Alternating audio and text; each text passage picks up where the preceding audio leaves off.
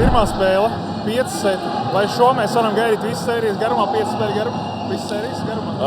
Ļoti intriģējoša spēle gan mums spēlētājiem, gan skatītājiem. Dažādas lomu maiņas, līderu maiņas, punktu starpība arī diezgan liela pēdējā setā bija, bet kaut kā sanāca izcīnīt uzvaru. Tāpēc jau tas ir fināls.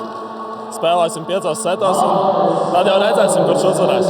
Kā kopumā raksturot varbūt to spēli, tādu kārtīgi amerikāņu kalniņu, pirmais sets uzvarēs, pēc tam 2 atkal zaudēt. Kas varbūt pamainījās tajos nākamajos setos? Grūti teikt, varbūt pasen neesam spēlējuši, arī bija izlašu pārtraukums jauniešiem. Tas varbūt ietekmēja kopējo komandas spēli. Kamēr atradīsim spēli, es domāju, uz nākamajām spēlēm noteikti uzlabosim sniegumu un pieliksim kopumā. 5. setā pie rezultāta 6-10. Tas atslēgas moments bija, kad tās Melns izvilka bumbu tur no laukuma stūra ārā.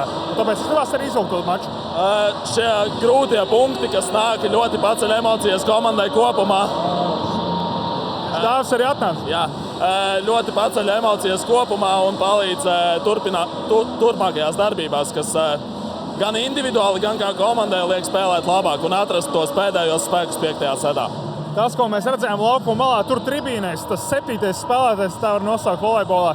Tas ir tikai neliels maziņš iesats, ko mēs redzēsim sestdien Jēkabpilī. Es domāju, ka Jēkabpilī noteikti gaidām pilnas tribīnes. Jā, visiem, kas skatās arī šobrīd pie TV ekrāniem, gaidīsim jūs klātienē, lai ir pilna zāle un jūs esat mūsu 7. spēlētājs un dzīsiet mūsu priekšu. Šodien ir atbraukusi salīdzinoši neliela daļa, kas noteikti būs Jēkabpilī, bet paldies visiem, kas ieradās arī šodien. Paldies un apsveicu ar uzvaru 1-0 sērijā rezultāts. Jēkabpils Lūžs ir izvirzījušies vadībā, bet sērija ir tikko kā sākusies.